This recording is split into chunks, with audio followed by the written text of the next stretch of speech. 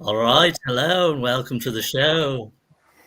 J Hutch talks too much. Sorry, it's J Hutch talks too much. Tonight we are going to be talking about the Beatles' 1964 classic film, A Hard Day's Night. I'm here with my two friends, Scott Edwards and Matt Ivanowich. Thank you so much for being here, guys. No problem. Thanks for having us. Yeah, so I want to start off. You guys might know that my first video was about how it's important to introduce people to things that are unpopular or things that maybe people know about but haven't necessarily experienced before because maybe it might sort of enrich their lives in some kind of way. So, with that in mind, who here wants to tell the audience about the Beatles? Very No, underrated. what's that? They're very underrated. They are a little bit underrated. Actually, I don't like it when people say that they're overrated. You know, when people say that they're overrated? No, they're not. Yes, but they're not overrated. They're just, I don't know. Ubiquitous. Everyone knows them. They Yeah. fall in that category of underrated, overrated. Like, I feel like if somebody said I don't like them relative to the amount of attention they get or the amount of success they've had, I can understand that, like your personal likes and stuff. But I feel like the term overrated doesn't really apply to them. But what I am curious about, Scott might disagree with that, but what I am curious about is when we were kids growing up in the 90s, it seemed like, and we grew up in three very different places, but it seemed to me that the Beatles were still pretty popular then. There was the Beatles anthology on TV. There was the Britpop movement, which very frequently name checked the Beatles. Scott, you work with young people today. Do you find that they're still popular in the same way, or less so, or more so?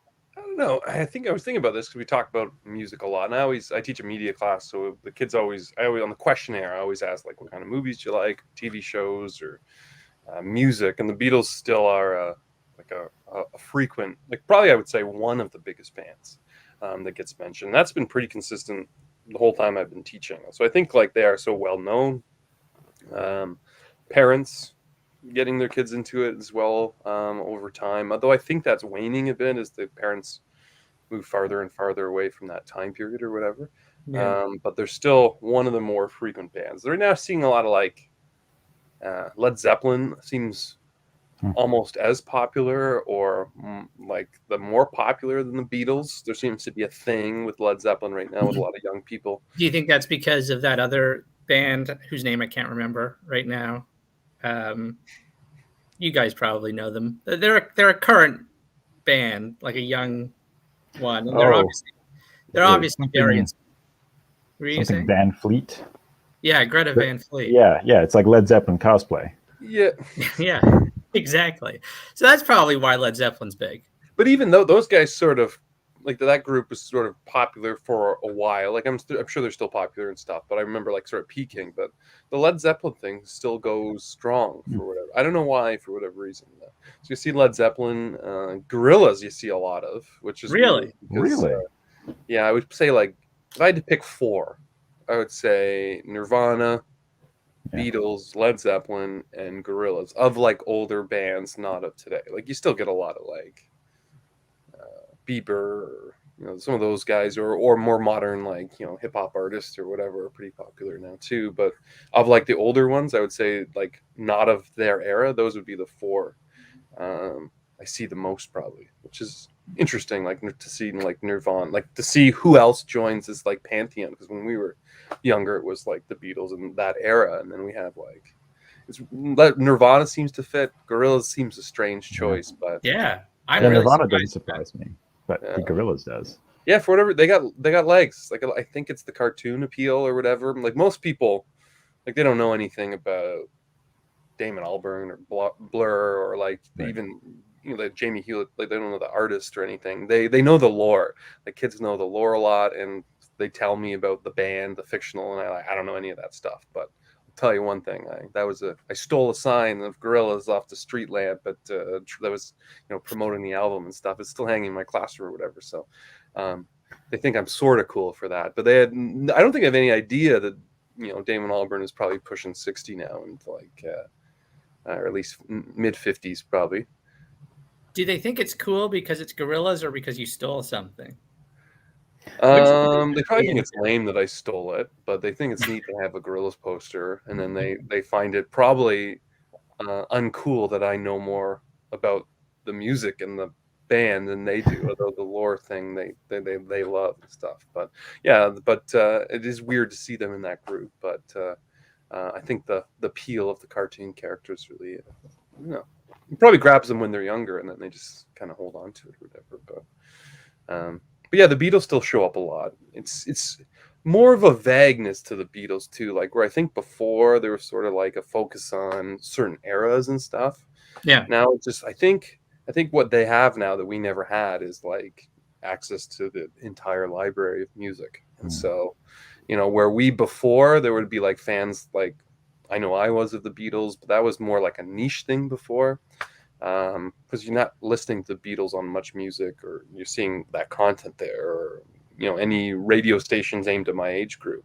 But nowadays, it's like you have just as many kids whose focus is like a different era of music than you have of who like whose favorite artists are modern and stuff. So Right. I think it's much more acceptable to like older bands, and then the Beatles are a treasure trove of classics or whatever that you Right.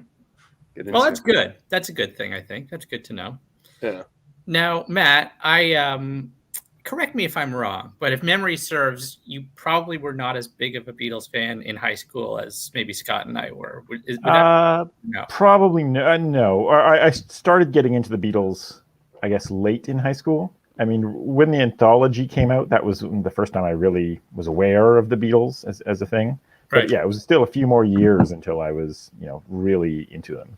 And again, I think it's kind of the thing Scott was talking about, where once I got to university, I had much more access to just the entire Beatles catalog that, you didn't necessarily have, especially, growing up in a small town where, there's one record store that went out of business frequently.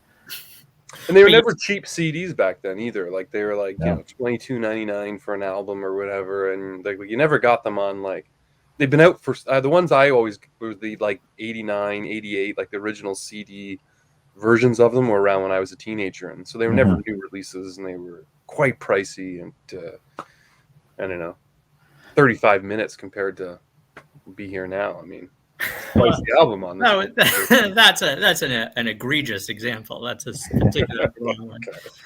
Okay. I buy quantity over quality. Right. Time. Yeah.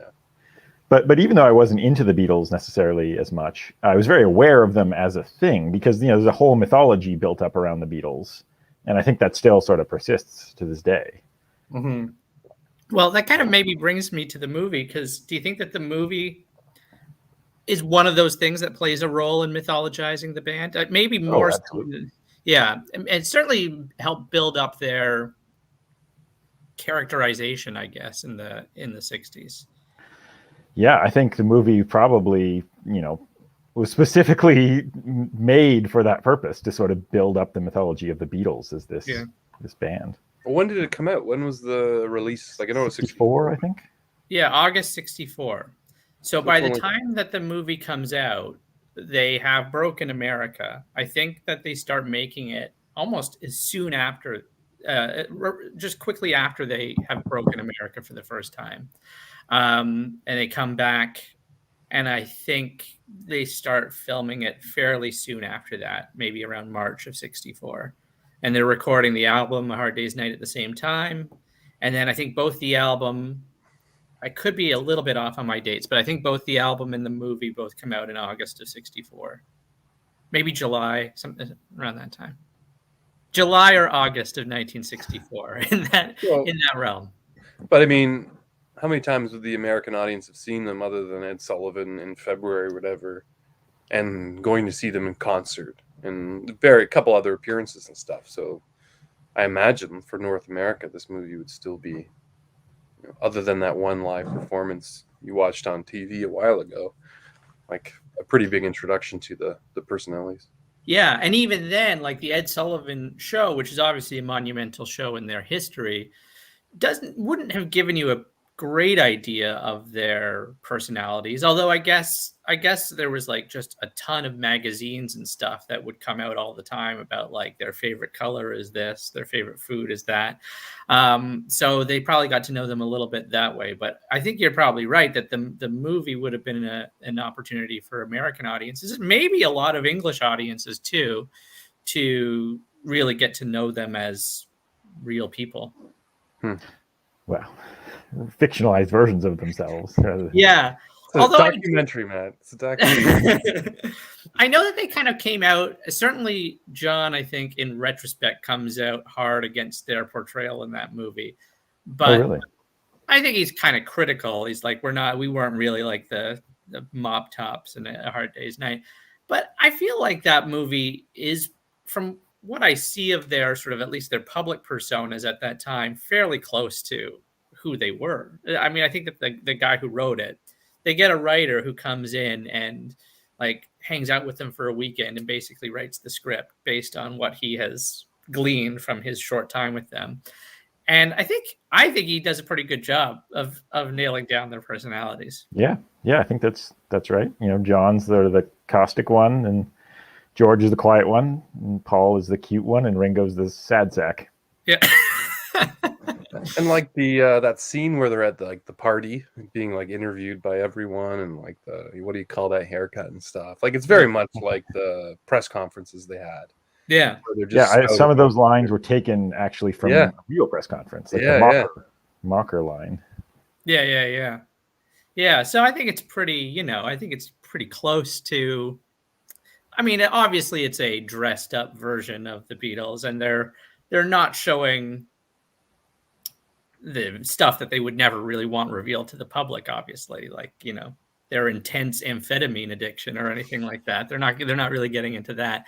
But you know, I think that it is pretty close to their general personalities. What did you guys, Matt, you saw the film recently for the first time in a while. What were your thoughts on it? I mean, it's great. I had forgotten just how funny it is. It's absolutely hilarious. Not just in, you know, there's lots of very great quippy lines, but there's some of my favorite jokes in the movie are also the ones that they sort of are the fourth wall breaking jokes are the ones that are sort of using film itself as a joke, like where they're running outside the train. I think it's my favorite bit in the movie, or the bathtub scene. Yeah. I was actually going to highlight those two moments because the movie is actually, it's very, it's got kind of a cinema verite sort of style to it. It's very kind of grounded in realism, except for really those two moments, I think, in particular, like where you just are entirely brought outside of the reality of the movie, and it gets surreal for a minute or two. Those two moments are great, I think, but it's funny how you would think almost it shouldn't work, because the tone of the movie overall is like realism, but then you get into these very small bursts of surrealism. Yeah, but it always, like, I don't know if I buy the realism though, actually, of the whole. Yeah, I'm a little skeptical on that myself. Right, because it seems like it reminds me very much of like Monty Python-esque kind of humor, even the dialogue too, right? So all these like weird, surreal responses to the questions that they're asked and stuff. Like, I don't think there are that many. I think that you get this feel from like the camera style, like that it is this sort of a realistic black and white, you know, like straightforward portrayal. But then it's all this like the quips we've already talked about, and these like I love the part where it's like that woman thinks she's like, "Oh, I recognize you," to John, and he's, you know who you look just like, and he's like, "No, I don't," and just that sort of like, you know, like no one ever says, they don't even confirm they're talking about the same person, but just like these weird responses seem very much like what you'd see in a much more sort of realized or exaggerated form with like the Monty Python troupe. And I don't know, you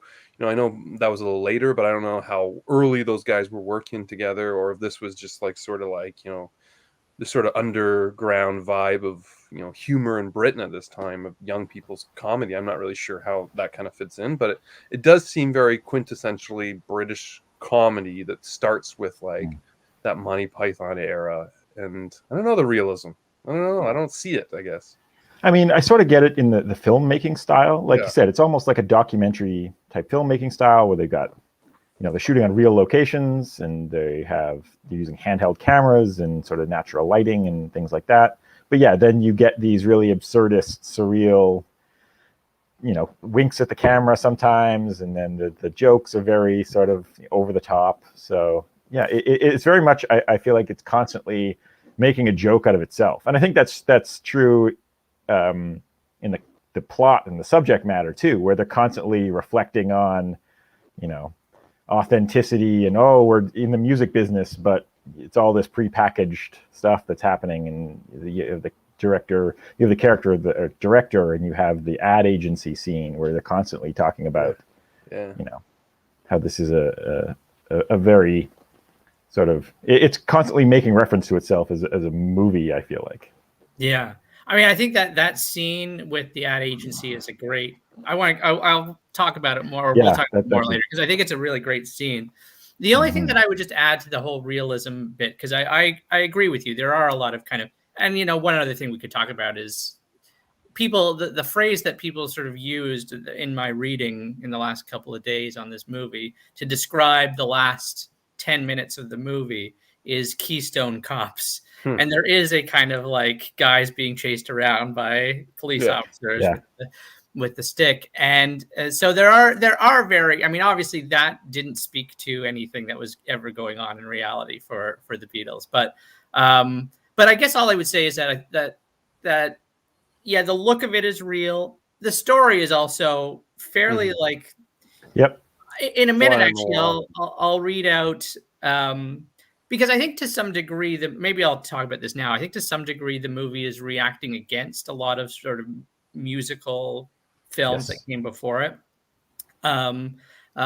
especially rock musicals that came before it, which have well, let me. Can I read you guys? Because I found a website that gives a brief synopsis for every Elvis movie, and I highlighted my favorites. So I'm gonna read some now. So the first one is "Love Me Tender." Here's the synopsis. I fiddled a little bit with this one just to paraphrase it, but it's takes place in Texas after the Civil War. The sons of a Southern family have conflicting politics, and Elvis and one of his brothers are in love with the same woman. Elvis dies at the end. So that's that one. Blue Hawaii. Elvis plays a soldier who returns to the Hawaiian Islands to work with a tourist agency. His mother, Angela Lansbury, does not approve. Fun in Acapulco. Elvis is a lifeguard and entertainer at a beachfront resort in Acapulco. He also does some cliff diving. All right, I've got three more. Just bear with me. Kissin' Cousins, which is not what you'd expect it to be. Kissin' Cousins is Elvis plays two roles, an Air Force lieutenant and a blonde country boy. The military officer tries to convince his hillbilly relatives to allow a missile site to be built on their land. Very Cuban Missile Crisis era. Yeah, that one is. Yeah, it's very related. And it's called Kissin' Cousins. Girl Happy. A Chicago mobster sends Elvis to Fort Lauderdale during spring break as a chaperone to his daughter, who constantly gets into trouble. And finally, Harem Scarum. Elvis is a film star visiting the Middle East. Right away, there's going to be problems with this. Just Elvis is a film star visiting the Middle East. He is forced to help assassins who want to destroy the king. Meanwhile, he falls in love with the king's daughter. Uh-oh. So I feel like that's the world in which A Hard Day's Night is kind of entering into to some degree. Right. And what's that? Like I said, it would be interesting to hear the synopsis of Help 2 years later, though. Well, yeah. Help does kind of goes back on that, right? And it is that kind of movie. It is kind of very much that Elvis type of movie.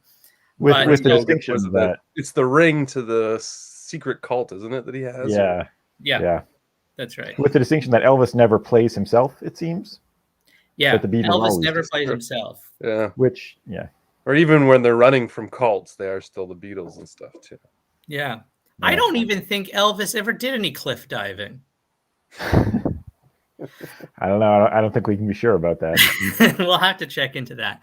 But yeah, I mean, Help definitely. I think that's why Help is not as good of a movie, I don't think, as A Hard Day's Night. But there's good moments in it, and partly that comes just down to the general personalities of these guys that are in the movie. But I do think A Hard Day's Night is in many ways kind of reacting against all that. Yeah. And as well, I sort of see it as a kind of there's a lot of generational stuff that's happening in A Hard Day's Night. Like the first scene where the guy comes into the train and closes the window. Yep. And tells them, "I fought the war for your sword." Yeah. And Ringo says, "I bet you're sorry you won." Yeah.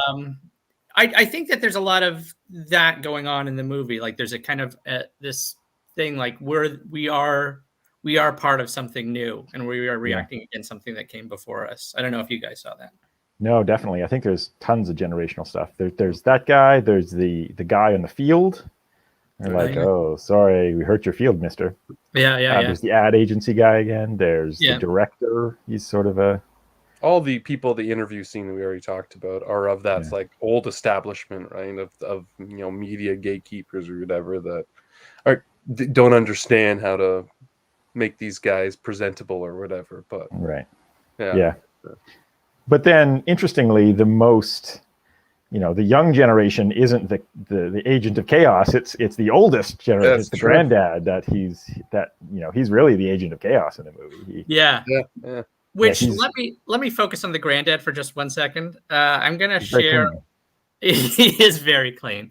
I'm gonna show a picture of him from the movie. Now, some people are only getting the audio version of this, so this is going to just be a very visual moment here. But here's the grandfather on the left there, and he was played by a man by the name of Wilford Bramble. And one thing that I just discovered, I'm just curious what you guys think about this. When he's making this movie, he is 11 years older than we are. Oh God! Wow. Jeez. Yeah, and I said this to my partner the other night, and she said, "Well, she says that's not a surprise." She says people in their 50s could be grandfathers, especially back in the 60s. I said that's not the point. He said, "Look at the man." With all due respect, rest. He also likely fought a war, which... Yeah, he fought in a war, or at least, he was living in the country that was being bombed by Hitler at that time. And, cholera had been cured or anything like that. So, it was different times, but I feel like we're not 11 years away from this guy. I really desperately hope that that's not true. Yeah, that seems crazy. Could be related to a Beatle in 11 years. That would be an accomplishment. Well, that would be something. He's a great foil, though. He's a great he's fantastic. Character in the film, and yeah.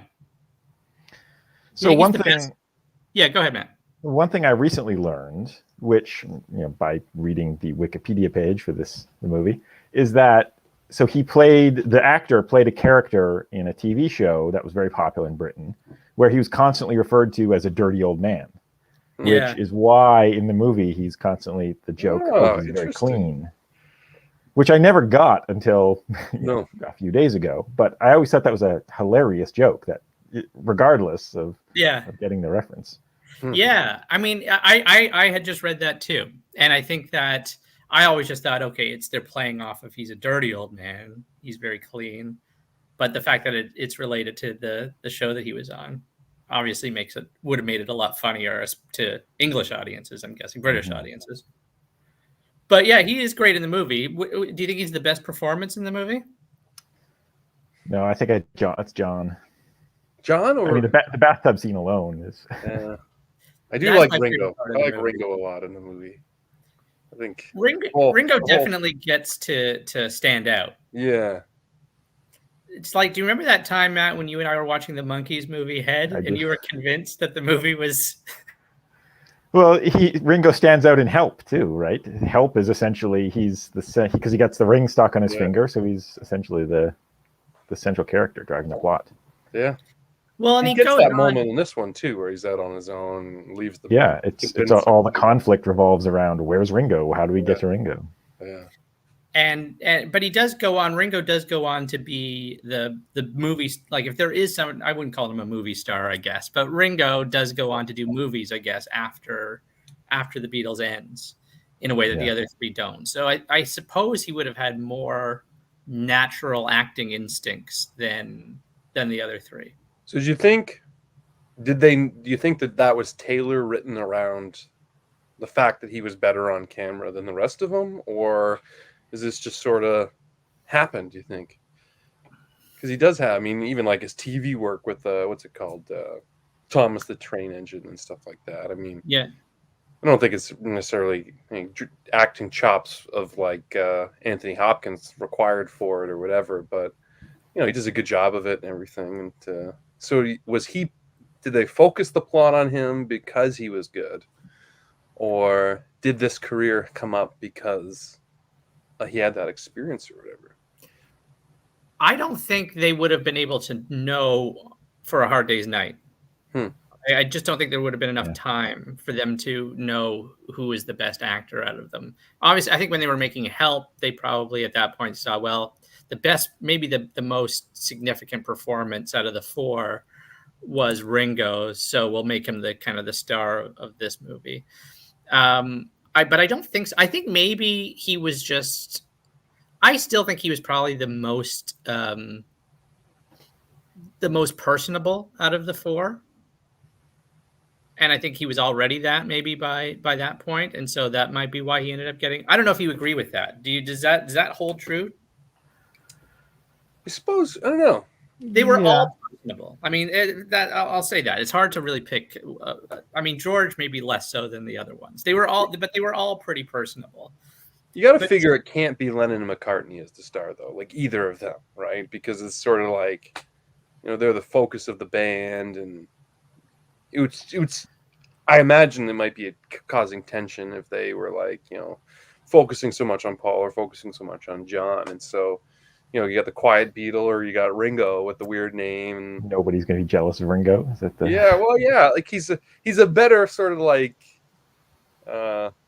outcast of the group, I guess, than the other. Like there's a sympathetic character in the movie. Yeah, they're sympathetic, but also frequently the butt of jokes. Yeah. They frequently do that with John. They make fun of his nose and Well, that whole bit. Fortune stamps. Yeah, that's a great line. That's a great line. Must have cost you a fortune in stamps.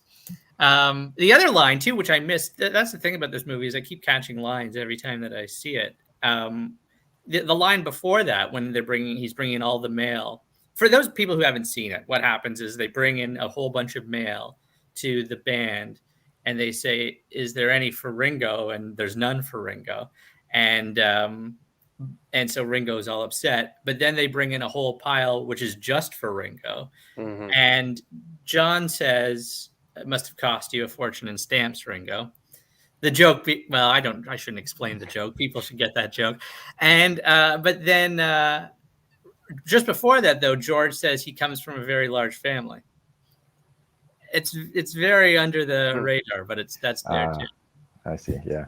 Yeah, but there's that, and all the nose jokes, and that whole scene right before he goes off to do his own thing. He's the grandfather is talking to him, basically saying, your role is just to be the butt of people's jokes in the band." And that's when he walks off. There's also the scene in the train with the woman who wants him to come into the car. Oh, yeah. And he's sort of self-deprecating. No, she just break my heart. And something about the psychological damage. That's why he plays drums. Well, that's another thing that they don't pick up. They don't run with that throughout the movie, because there's that bit where him and George are having that little chat, and he says that exactly what you just said. And it's like, is Ringo supposed to be some like super genius that like uses all these big polysyllabic words? And but they don't run with that throughout the rest of the movie. Speaking of Ringo, one thing I've always wondered is about the scene with Ringo and the kid. Like, I'm not quite sure where they're going with that or how that fits into he's a deserter, the kid is a deserter in a way, but that's always felt a little weird and out of place to me. Well, I got a thought about it, but I want to hear Scott's thoughts on it first. Well, correct me if he was wrong. Like, the kid's the only person who talks to him, though, right? Like, he goes to approach the woman his age, kind of, and then isn't there like an old lady?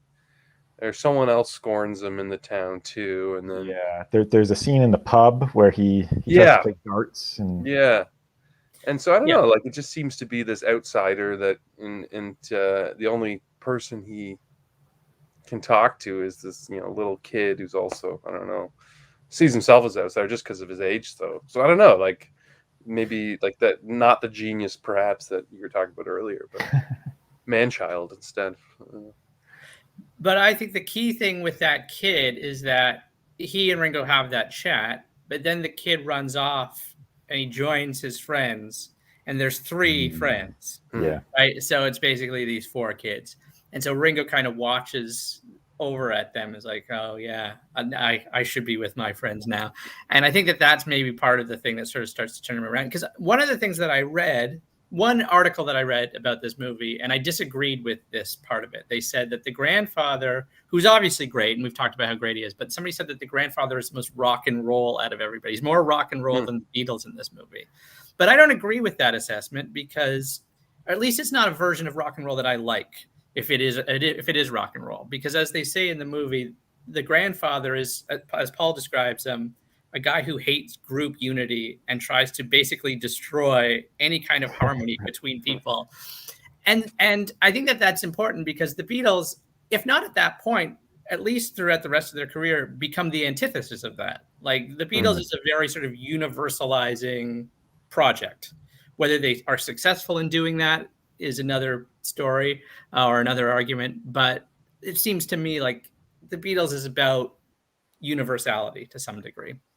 Well, but until they fray at the end, and then John at the end might be more like the grandfather than maybe. Yeah, I don't necessarily mean in terms of their personalities. I just mean in terms of what they were trying to achieve as a. Yeah. Even at the end, they're doing songs like "Come Together" and things like that. So I think that, I think the message is a kind of universal one, and the grandfather, I think, is kind of.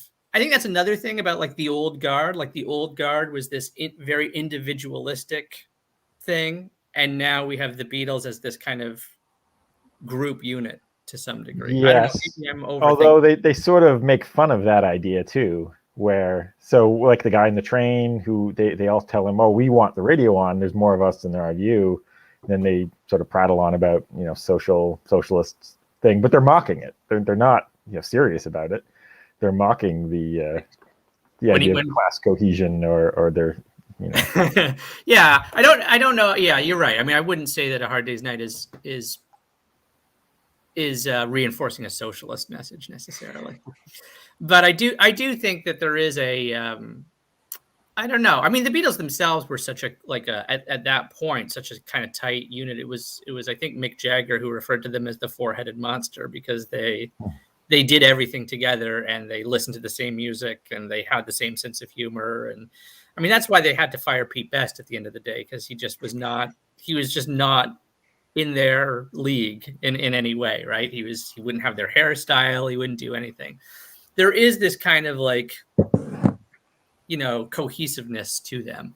So the fact that they have this character, this grandfather character, who's constantly trying to break everything up and is ultimately successful because he gets Ringo to leave. But then Ringo decides, okay, he comes back, and the end of the story is them coming together. I don't know. I think maybe I'm overthinking that to some degree, but I think that there's something there. But they're like the first band really that we knew all them, or not like us at the time, but like was like the genius of their management was like, let's make people love Ringo and people love George, and the ones who are more in the back. Like, the fact they have a group name, the Beatles, is very different than like Presley and all these big stars from the 50s. But they had this group identity, but they are also very like carefully cultivated their individual personas as, you know, the quiet one or the funny one or the whatever those personalities are. Yeah, that's true. They were still fairly unique within that group unit. That's true. Yeah, just not having a band leader is a fairly big departure for the day. Yeah, that's true. And also, do you think, maybe just because I know more about the Beatles than most other bands, do you not think that they were just more sort of prepped for that? I don't know. I feel like they have, as far as music personalities go, they're pretty lucky in terms of having 4 pretty good personalities in that band. I can't think of another band that has that many people in it that I'm interested in knowing too much about them, about all of them. Like the Rolling Stones, once you get past Jagger and Richards, Yeah. Who cares about Charlie Watts? well, once again, rest in peace. God rest his soul. Yeah. But he I think never. Charlie Watts might be the last one, but then you know, like, you know, Well, I'm sure Charlie there wasn't Watts. a big Bill Wyman. I'm never interested in Bill Wyman. I was never interested in. I don't know who. I can't even. Who am I missing? I mean, the Jones. obvious. Brian Jones. Yeah. Brian Jones, yeah. Brian Jones, I'm interested in. But I Charlie mean, the Watts, obvious comparison would be the Monkees, but you know, they were again engineered to be exactly that kind of thing. Yeah. Where each one had their own personality that would appeal to certain types. And Which even is, I then, guess, what Gorillaz did really well for newer audiences and stuff too. Back to that. Yeah. But. And even with the Monkees, is Davey all that interesting of a person? The dreamy one, though. You need the dreamy one. Yeah, exactly. You can't leave it to Peter Tork. Rest in peace. The problem is we're talking about a time when everybody is dead now. So I mean, it's going to be inevitable. But you did say this, I think, years ago, Jesse. But they are like, I mean, when you compare, you know, with especially the teeny bopper years, with, you know, they have a lot of female fans at the beginning. They didn't look anywhere near as weird as 90% of the other English band members of the time, right? Like there was really weird looking guys at that time, and the Beatles at the music, they also had a look yeah. Well, yeah, they look presentable, but also like think of like a band with Charlie Watts and Pete Townsend and you know, Ray Davies, and you'd think like Ray Davis, and it just seems like the biggest collection of weirdos that you've ever. I mean, I like them all, but it's the Beatles look differently than all the other bands from that time. Yeah, they didn't become weirdos until later.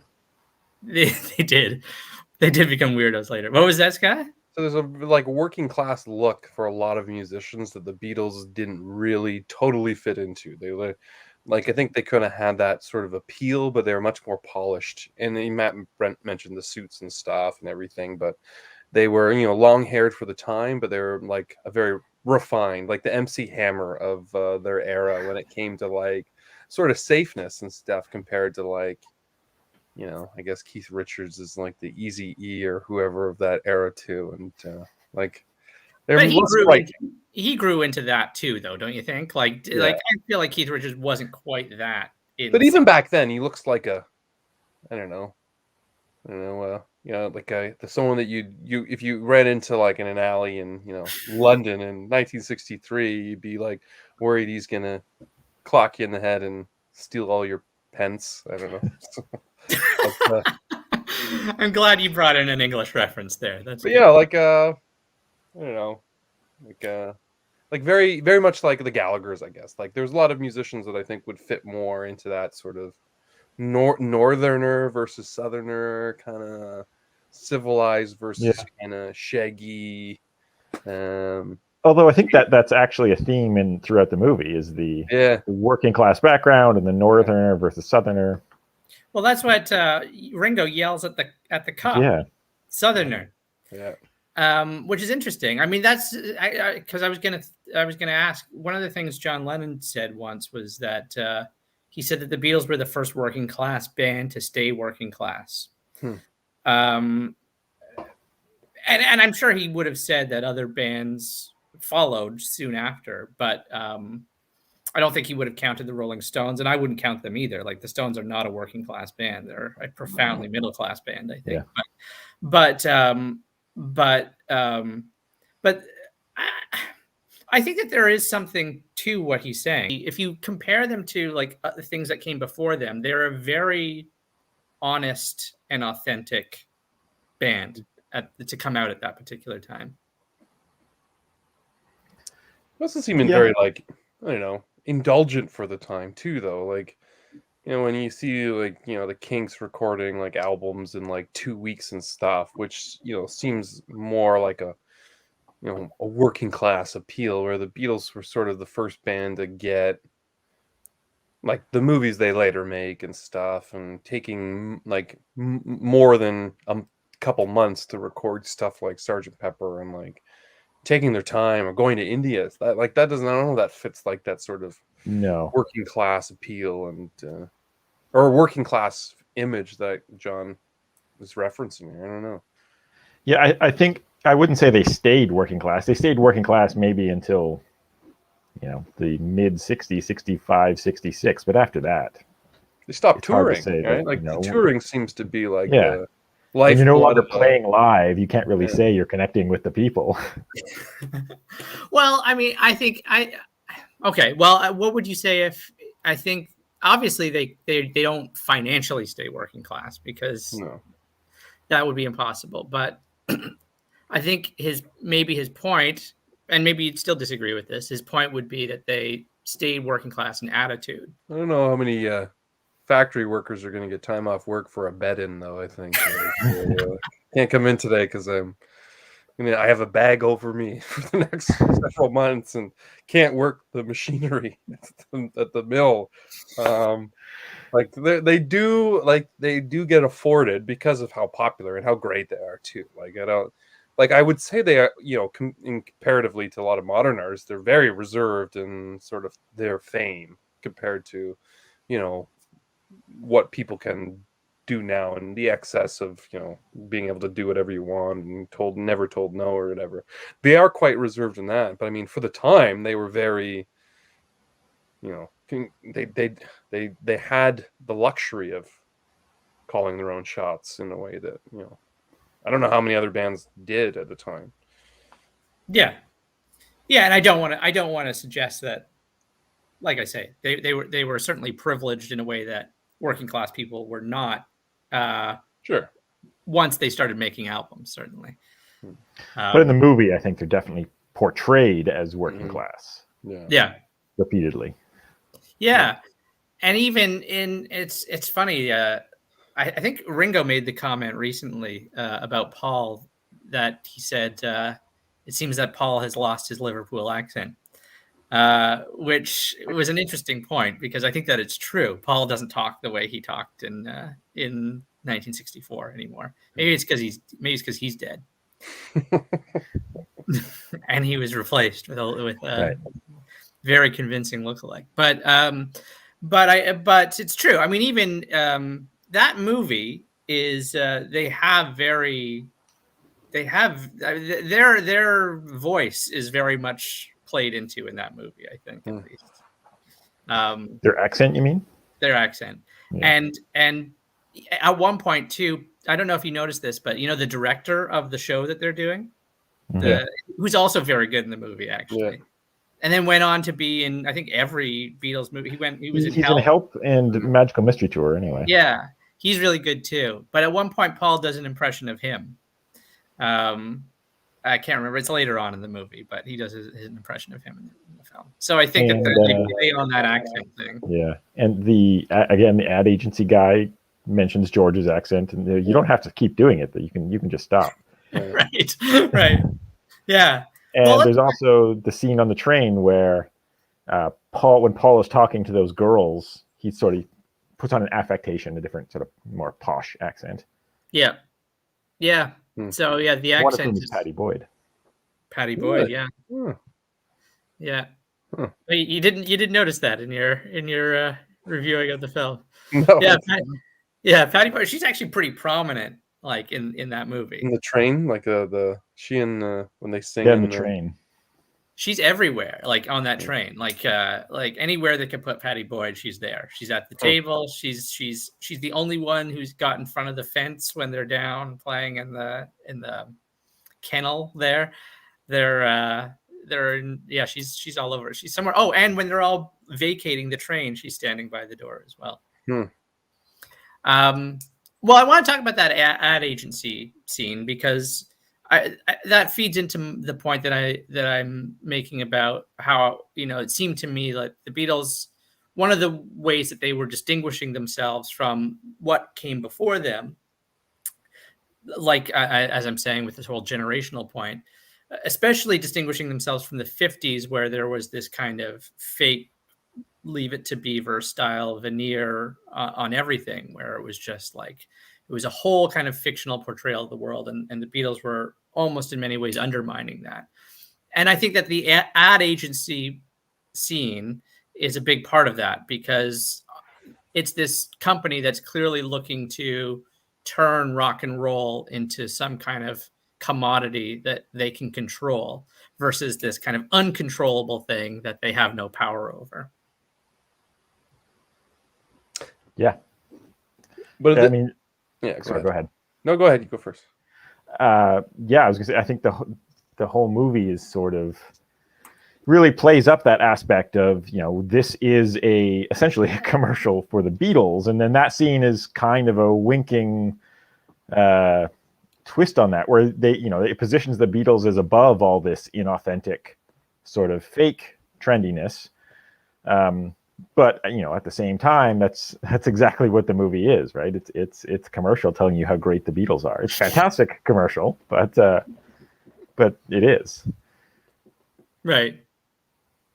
And I was going to say that this is probably a band. I mean, they've already started this mass production of merchandise for this band, like that you've never seen before, with like pillowcases and all sorts of stuff. And then they're talking about, like in that scene, how the fakeness of, the media and stuff, and how the Beatles are outside of that. And yet, again, they were probably, like, I would imagine they're probably had the most extensive advertising budget. I mean, you hear what Brian Epstein said, they had to, have a #1 hit and stuff before he came over, and they had great music to sell it as well too. But I would love to see a comparison of, like, advertising and marketing budget spent on them compared to the average band.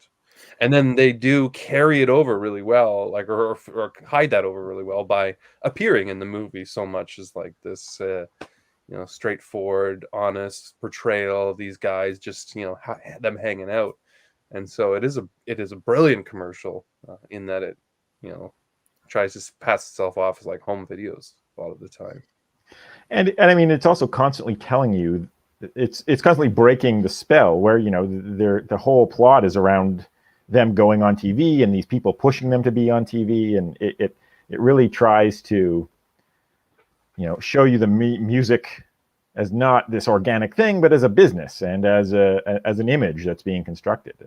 But there's all those scenes of the organic playing, like when they're playing cards and they just decide, let's throw a ditty off. So there's that too, like that there are these, the stress of being pushed on stage and working with guys like the director who's pompous and everything, but there is still those, like, but of course we do it for the music because we love the music, and it doesn't matter who's listening.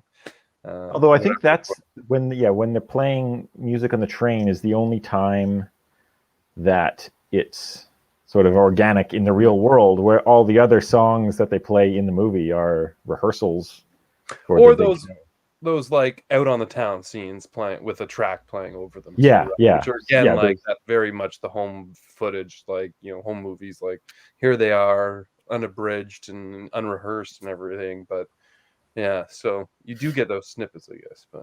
But even with that, I should have known better sequence where they're in the train and suddenly the instruments appear seemingly out of nowhere. I feel like at least it's still distinct from, you know, so many musicals that came before it, which is like it's like a man and a lady in the middle of a conversation, and suddenly like he thinks, and then these strings, like these like violins you hear coming from out of nowhere, and he starts singing, and you think, well, is like in real life, like is there any background music that either of these two people would be hearing, or did he just burst into a cappella song? Hmm.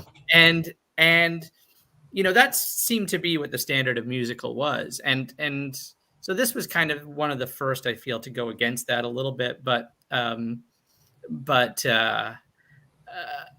it's still maybe struggling a little bit in that I should have known better scene. But at the very least, they have them bring out the instruments and actually play along. Hmm. There is that. And then, one thing I kept thinking about watching the movie is how you can sort of, whether the characters as portrayed in the movie are you know, accurate representations of real life, or whether they're these fictionalized characters, and then so you can distinguish between, you know, the fictional character John Lennon and the actual guy John Lennon. And the fictional character John Lennon isn't always played by the guy John Lennon, even in official Beatles movies like Yellow Submarine. Mm-hmm. You have nothing to do with it aside from The ending. You know, contributing songs, yeah, and the ending, yeah. All together now, and yeah. It is funny because Paul McCartney just came out saying, I think 2 days ago or whatever, that he feels bad. He doesn't like the fact that he's been blamed for that whole thing about their mythology and stuff, that they care about it very much. It's cultivated very much. I think about like that Mad Men story where the guy took him 4 years to get rights for a Beatles song to be in that show or whatever of the 60s, right? Where you would think you would, as the Beatles, you know, representatives, you'd love to have a song in there of this show documenting this era, but it took so long and so hard. And then Paul comes out saying that, you know, he doesn't like the fact that this, in the mythology, in the legends, that it's him who breaks up the band and stuff. So even, you know, 30 years and millions of albums later and millions of pounds later, whatever, like it's still the cultivation is still occurring and stuff. Yeah.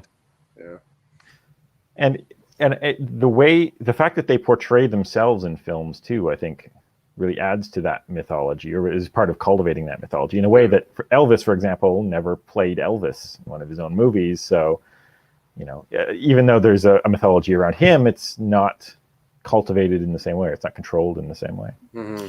It's so funny because it seems like a no-brainer in retrospect, right? Like it seems Play like yourself. Yeah, like why wouldn't Elvis play Elvis in a movie? Why would he play some Civil War guy who like finds a guitar somewhere on the battlefield and goes back home? Like it doesn't make any sense. But I guess that's just in some ways sort of thanks to what the Beatles changed in with making that movie. But it seems like a no-brainer to me. But nobody else does it, really.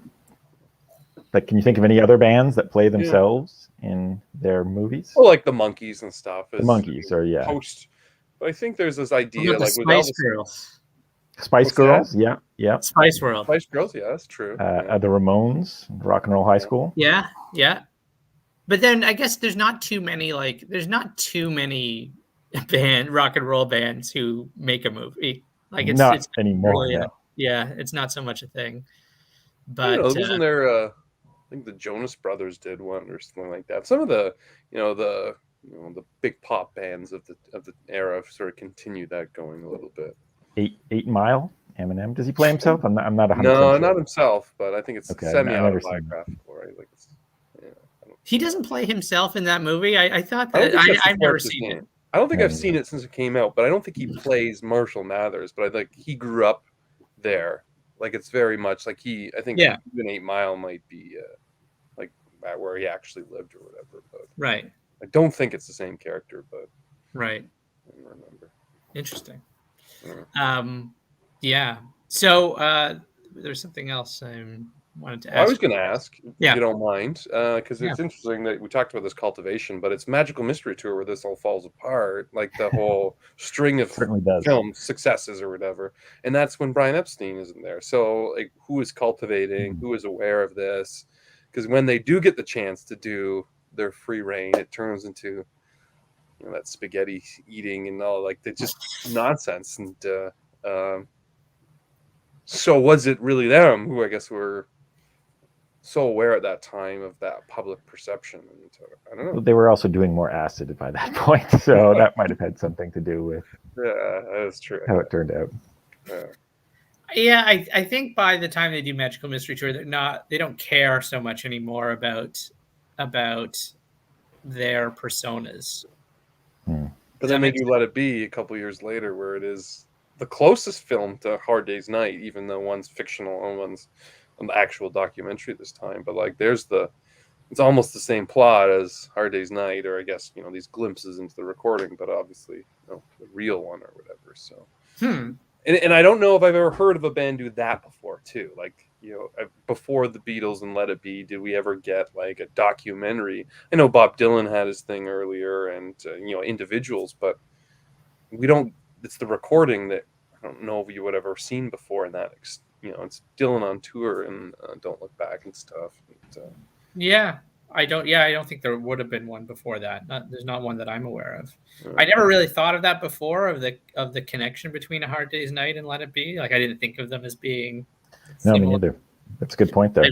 Yeah, I don't want to over stress the similarities between them, but like, one is Hard Day's Night is trying to portray as a realistic portrayal of what they're doing 5 years later with Let It Be, or whatever, 6 years later. Do you feel, though, that their argument with Let It Be would be to say that this time we're doing it and it's even more real now? Like, this is the way things really are. And, if you film us having a fight or something like that, that will go into the movie. Mm-hmm. In fact, it seems to me, I don't know if you guys saw the trailer for the new documentary today, because it just came out today. It's to me, it looks fantastic. But it seems to me like they went even when they made Let It Be in 1970, they actually went harsh on it. Like, they tried for it to be a negative portrayal of the band almost, because they were so invested in dissolving whatever image there was about the band at that point. I feel like they just wanted to break through it. The new trailer, though, it looks. Am I wrong in thinking it's exactly the same time footage as Let It Be? Well, I heard that Peter Jackson specifically is not using any of the same footage from the movie, from Let It Be. But it's about the same period, the same recording sessions, footage, I guess, the rooftop concert. Yeah. Obviously, the rooftop concert will still be in it, so maybe just different angles. I'm not sure, but and they did show the bit where who eventually becomes Paul's daughter, hits the cymbal and Ringo shakes and she laughs. They showed that was in the original movie, but as far as I could tell, every other shot was not in the film. So. Yeah, like it is the movie. The new movie seems to me to be about like using the same era to tell a different story, basically, to kind of construct a kind of a counter narrative, I think, to whatever Let It Be was. Which it seems to me that they were happier during that time than the original movie suggested. Okay. Yeah. Matt, do you remember? I feel like the first time you watched that movie, I brought it into your room at York. Yeah. On a video cassette that also had A Hard Day's Night on it, that a cousin made for me when I was about 5 years old, and by that point it was 15 years old. We weren't 10 years away from Paul's grandfather at that point. But it was it was maybe 15 years later, and the version that I had, because it was like a bootlegged version of the movie, it was not very good. But I remember we were all watching it, and it had been a few years since I'd seen it, and we were all very bored watching the movie. I remember, I think I've only seen it maybe that one time, but I remember thinking they all looked terrible and seemed to be having the worst time.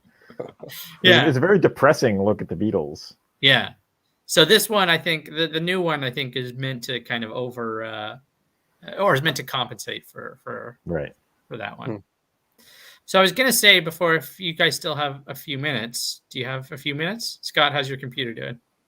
I'm plugged in, so I'm okay. All right. I was going to say, if we, well, actually, before we do this, does anybody have any thoughts about A Hard Day's Night that we haven't addressed that you'd like to talk about? We didn't talk about the music, I guess. Like we didn't get into True. like the actual, because I always that was Wait a minute. There's music in the movie? and I grew up. My mom had like the American record, so it had like the instrumental for This Boy on it and stuff. Ringo's But I theme. remember, sorry, Right. Ringo's theme, isn't that what it's Ringo's called? theme, exactly. Yeah, and so it wasn't until I guess grade 9 or 10, or it was one of the early albums I got the album. It was always one of my favorite. Like I kind of clumped the first four into an era. I don't know. It's always like the first four, and then Help's kind of on its own, but kind of bridging the early era, and then Rubber Soul and Revolver, and then you got Sgt. Pepper Magical Mystery Tour, and then I kind of clumped the other stuff together, like post. But of that era, of those four, I really like Beatles for Sale. I think over time it's my favorite now, but Hard Day's Night was always my favorite of those first four. I don't know why. I don't know if it was the movie. Just it was, just a good collection of songs and stuff. And I think they finally got past like the sort of more basic stuff, I guess. But far off from I guess where they'd go. But I think they're very much more polished than those first two, and then it's a streak of polished albums sort of after that, of various sort of stylings, I guess. But it's the first Beatles album to have only original songs. Yeah. Which is the only Lennon McCartney one too, by the way, I think. Oh no, really? Yeah, and it's mostly Lennon. Yeah. The only songs Paul really does on that album is "Can't Buy Me Love" and "I Love Her" and "Things We Said Today." And John pretty much does everything else on that record. He was a real powerhouse in the early days. Yeah. And then obviously McCartney kind of takes off, but that was, to me, that's he's got his wings. To me, that's the closest thing the Beatles came to like a John Lennon solo album was a Hard Day's Night. But I think it's the best out of those first four albums too. Yeah, and me too. I think it's got the most energy, I think, out of those albums, and I think that compares nicely to the movie, because the movie, one thing too that I didn't say about the movie that I think bears noting is that it's incredibly energetic. Like when we think back to that time period, black and white movies, I think a lot of people, I mean, I tend to like movies that are a little bit slower anyways, but A Hard Day's Night is going 100 miles an hour. Like it's really moving all the way through. Yeah, I mean, that's one thing I was going to say, actually, is that they're constantly in motion. Like every step of the movie, they're going from one place to another place, and then you'll get maybe a minute or two them sitting in a dressing room, and then they're on the move again, and they keep going and going. Yeah. Hannah's favorite line in the movie, or one of her favorite lines, actually, this is not her favorite line. Her favorite line is, "I now declare this bridge open," before John cuts the tape measure. But when the grandfather says, "I was looking for adventure, and all I've been in is a train and a room and a car and a room and a room and a room," which is a really nice summary of the movie. And you think just from that, it should be the most boring thing. But as you say, it's true. There's just so much motion in that movie, from them running at the very beginning, just all the way throughout. I also like that the filmmaking style seemed to be very haphazard in a way. Like, we'll just sort of do whatever. You guys go run around a bit, and we'll film you, and it'll be great. Yeah. so like the field scene was an accident. They happened to show up in a field, and there happened to be a helicopter there. They're like, "Oh, let's go up in the helicopter." And then apparently the battery was dying in the camera, so they lowered the frame rate, which gives them that sort of sped up Benny Hill quality. So it was all just sort of an accident. Wow. That's a great scene in the movie too. I think that's probably like the iconic scene. Yeah. In the movie. Yeah, them going down the staircase definitely is a big part of the iconography. Also, John's not actually in that scene. He's not in it at the end. Yeah, he's not in it at the end when they're all. It's the director, Richard Lester. He's holding his coat over his head, pretending to be John. Oh, is that right? Yeah. That's funny. Richard Lester, a famous director of Superman 3, by the way. Yeah, I saw that. Prior. The Superman best 2 and 3, I believe. No, 2 is still Richard Donner. Or no, Richard Donner. They were bringing Richard Lester to finish the film. Because it's all. Then there's the director, the Donner cut of Superman 2 now. That's right, silly stuff. But I think they fire him midway and hire Richard Lester. Loved what he did with the rest of the movie, and so they bring him back with Richard Pryor, 2 Richards, both the famous Titans. Richards. Yes, exactly. And yeah, Superman 3 is a classic, I guess.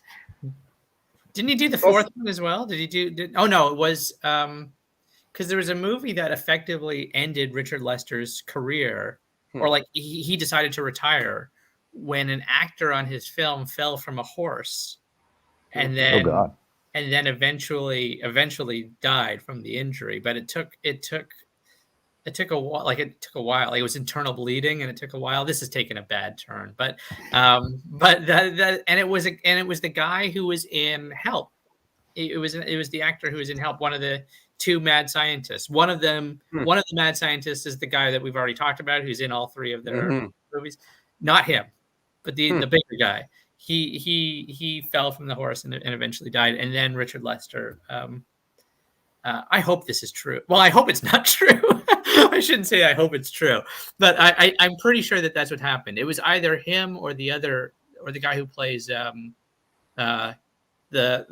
cult leader, but I can't remember his name. Anyway, yeah, but that's Richard Lester's career. How do you think this compares to other Richard Lester films, Scott? Well, I was a big fan of Superman 3 as a kid. And the woman gets thrown in the computer and becomes like a robot. Thought that was pretty freaky. Oh, yeah.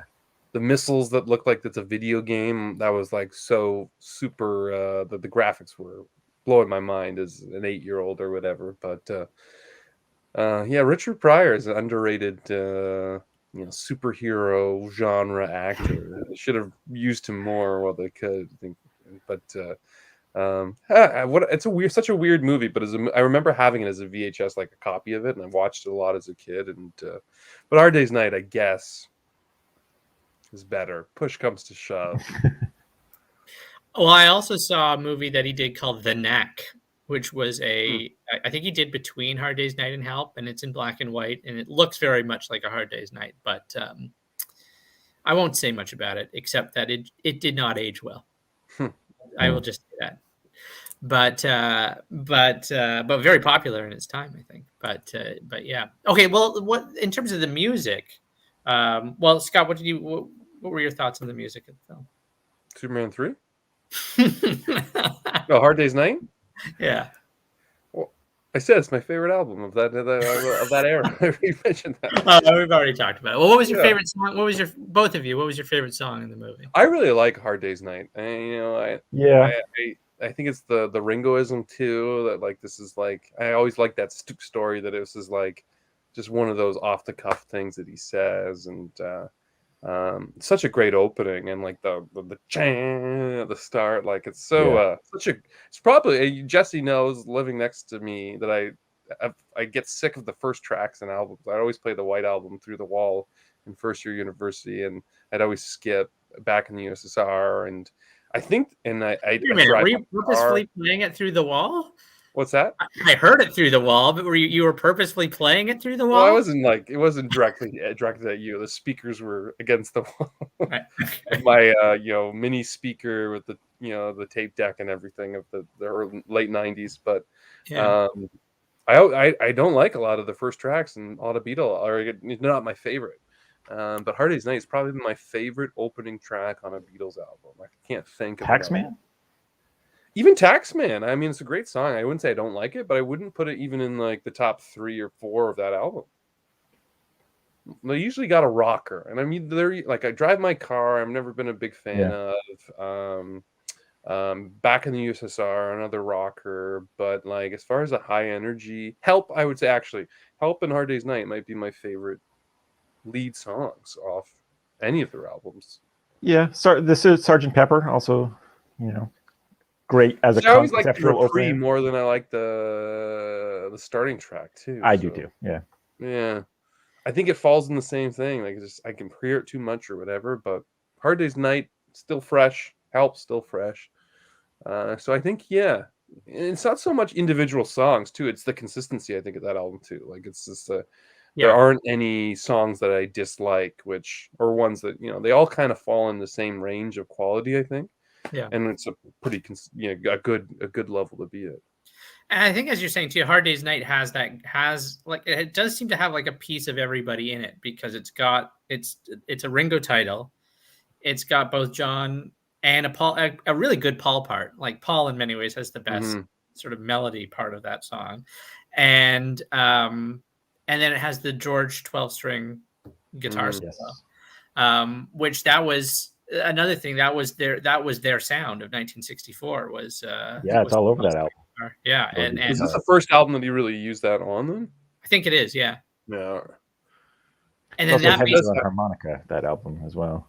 Yeah. Certainly the harmonica is much more present on like Please Please Me, I think, but then it comes in on I Should Have Known Better and songs like that, which is that's one of my favorite too on the album. Yeah. What's your favorite song on the album, Matt? On the album or in the movie? On the album, it's probably Hard Day's Night. So what was it in the movie? Maybe Can't Buy Me Love, because I just like that scene. Hold on, shouldn't it be the same song if it's a Hard Day's Night? What? No. Hard Day's Night is great as a song. Yes. Okay. That's the scene in the movie. I got you. Okay, yes. When he's being chased by the cops. Yeah. They all are. Oh, yeah. With like 20 cops are chasing them. Again, why exactly? What crime have they committed? That I was wondering this on rewatching. Is it just because of the Ringo and the lady with the coat and she falls in the hole? I think the chasing is because they're breaking Ringo out of jail. That makes sense, I suppose. Although he's not technically in jail, he's just sitting on a bench. And I think that Ringo is sitting on a bench because he's done a bunch of things that has gotten the local bobbies upset. Nice. Authentic. Yeah. And like he kicks trash on the street. He I guess from the cop's point of view, seems to intentionally want that woman to fall into the hole. And I don't know what else he did. I can't remember, but also he called another cop a Southerner. So they bring him in for questioning, I think maybe is what they're doing. And then the Beatles come in and bust him loose. But the movie's very laissez-faire when it comes to the police, because like obviously the grandfather's heated response to the police officers is considered to be a little bit of an over-the-top reaction, I think. Yes. Again, Granddad's the agent of chaos, and the Beatles are fairly polite and well-behaved. And I think that's exactly true. Yeah. So I was going to ask, if I know we're getting, I think, close to the end, but I was going to ask, if we were to just beyond the movie, if we were just to have 10 songs, you were introducing somebody who hadn't heard the Beatles before, and you wanted to, if you were you had 10 songs to do it, what songs would you put on the list? I'll start making a list here.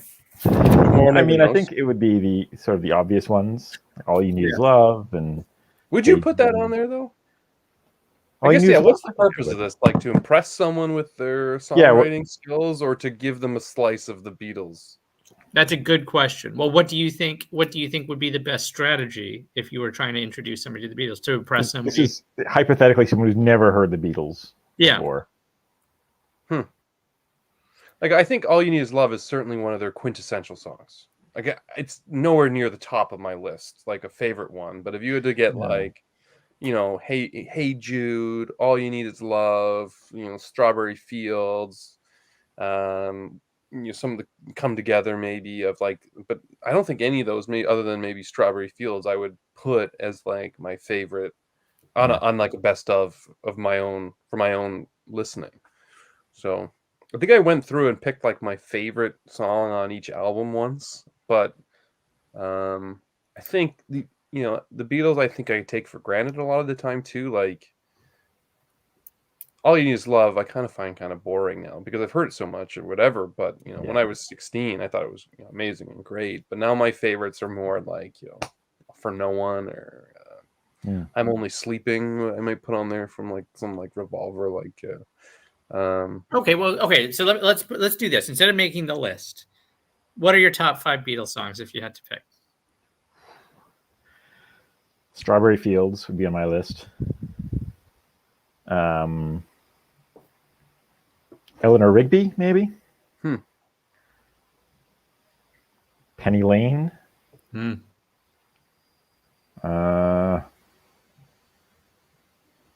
See, I'm just mentioning the ones that randomly come to my head as opposed to. I'm sure I'll be like, oh no, that should not be on there. This one should be. Well, those are great choices. Maybe Because. I'm a big fan of Because. Yeah, Because it's a good song. I mean, they're all good songs. Yeah. It's hard to find a bad Beatles. There's like one bad Beatles song that I can think of. What is it? Oh boy! Keep in mind this is going up on YouTube. Mr. Moonlight. It's terrible. Yeah. I mean, it's not an original, but it's still their cover of it. There's a number of the covers and stuff that I'm not a huge fan of and stuff that I care for that much. But Day in the Life would be up there. It's on my list for sure. Strawberry Fields, I think I would put on it. Cry Baby Cry is always one of my favorites. That's a deep cut. Well, so is Because, I would say. Like I think, I don't know. I feel like I know this band pretty well, I guess, right? And it's such a small catalog over the length of my life too. You know, it's not like you're a Stones fan or, you know, David Bowie, or you've got decades, or even like, you know, looking at Paul McCartney as artists and stuff. But I don't know. That's it. What's that, sorry? I said, you got like 8 years of albums, and that's it. Yeah. Oh, Obladi Oblada, that would be on my list. That surprises me. That surprises me. I like the song. And actually, I don't know if any of you saw the McCartney Rick Rubin thing that's on. I haven't seen it. I saw it. It's really good. But they end the first episode with Obladi Oblada, and it reminded me that I think I kind of overlooked that one, but it is a great song. That was one I always remember at like school choir singing and stuff, and then, you know, Life Goes On, the TV show at the time, using it. It always seemed like it was one of the first ones I remember getting into, I think, you know, and it has a very childlike appeal, which I guess is why Matt likes it so much. But no, but I think it's so catchy and such like a, you know, it was one of those early Beatles songs that really grabbed me, and I think that's maybe why it doesn't grab me as much anymore. And so like some of those rare ones, but it is I sometimes forget how good. Like I think I was listening to Hey Jude recently. I was putting on Past Masters last weekend or something, and all these songs, like Past Masters Volume 2 probably was one that when I was getting into the Beatles was like a constant listening, like all these great, you know, singles and stuff. And then I kind of got away from that album a lot and kind of didn't listen to it as much. And but I think I take for granted how good songs like Obladi Bada are, or I forget how good they are, and Hey Jude, and these ones that are just like the ones you always play on the radio or hear on the radio as much. And, there's a reason, I guess, that they picked them as well too. But even a song like Let It Be, which is a song that I kind of probably got bored with for a while. I came back to that one again. A few years ago, and it's a fantastic song. Which I think is, you know, when you started this at the beginning, you talked about how people say the Beatles are overrated. I think it's exactly that sort of phenomenon that you're talking about. Where you hear it a bunch of times, you're like, oh, I've heard the song 10,000 times. I don't particularly care about it anymore. Right. Yet everybody says the Beatles are amazing, which of course they are, but they can be. Some of those songs don't necessarily stand up consistently. Like you have to put them away for a little bit and then come back to it. I will certainly say that one, like A Day in the Life is still my favorite, and I do love like Penny Lane and Strawberry Fields Forever. One that has probably has crept up on me as the years have gone by is In My Life, which I never necessarily would have put at the top of my list. That's good. Back in the York days, but I think now at this point As And you it's approach astounding. Paul's grandfather's age, you start getting reflective of these songs or these what meaningful to you. Paul's grandfather would have loved in my life, but yeah, the fact that John Lennon wrote that song when he was 24 years old is astounding to me. Well, yeah, I was thinking about this is tangential, but I was listening like all these guys who, when I was teenagers, were writing about their early 20s as if they were ancient. Like I was thinking, like Paul Simon, like the leaves that are green in April come she will, and all these songs. I think like you guys didn't know jack shit, man. Because you're your early 20s, you're talking about life going by, and now look at us. Now Yeah, look at us. I know. I We're think Paul. Bruce Springsteen, another one of those guys who like, his whole career was like singing about how life used to be good when you were younger, like in those like glory days, and you're recapturing the nostalgia of it or whatever. But like, I don't know, they did it so well, and then I think like, how did you do that? How did you fake that? I guess when not fake it, but I guess it's like I remember, Flaming Pie comes out, what, 98, 96, somewhere in there too. And 97. I, Yeah. I remember thinking this is a great album to die on for Paul McCartney, because I was either 16 or 18, whatever year it came out. I'm like, wow, that guy's he's let's write him off because he's This never is going to his do swan anything else. song. Yeah. Yeah, and then He like gets that's him. 25 years ago that album came out, and how Yeah. many more albums came out after it? But Have you heard McCartney's new song with Beck? yeah. I You've seen did the hear it. video with the de-aging. Oh, I didn't see the video. Even Sorry? working with Beck seems quaint. I don't know, like, or like a weird thing. Like, like, oh, I'm working with a young artist named Beck. He's, because he was big in '93 or whatever, and such a Have you ever strange. heard of a band called Wham? Be doing something with them. Yeah, not. You know what? I heard it as part of that, because wasn't that part of that remix album that he did of the McCartney 3 album? Is that where it came? Maybe, I'm not sure. Yeah. Yeah, I heard it from that, but I haven't seen the video. Yeah, the music video is, they do the de-aging of him, so it's another actor, but it's digitally Paul's young face on him, so it's interesting. It's fun to watch. Yeah. Sounds pretty cool. Well, I'll have to check that out. Well, you know what? I'll wrap it up. I will wrap it up here. But thank you guys so much for coming on. It was great to see you, and it was a great conversation. I was thinking maybe, I don't know if either of you will have access to it, but it would be cool to do this again after the Get Back documentary comes out, and we could about the documentary, you mean? And we could talk about the documentary. Yeah. So just as Scott was saying, they're bookends, so we might as well come back and talk about that too. Sure. Yeah, it is on Disney Plus. But yeah, it looks really good. Yeah, it's gonna be. If you haven't seen the trailer that came out today, Scott, I highly recommend it. Yeah. Well, I will say, Let It Be has turned into one of my favorite albums of the Beatles. Like, it's one of the ones I play the most, and I don't know if it's because as a kid I didn't listen to it, but yeah, I think other than Rubber Soul and Revolver, maybe the White Album, I think that's the one I listen to the most. And I wouldn't say it's still the best or anything, but just one that is easy to listen to. And so, yeah, I'm looking forward to that album or the documentary a lot.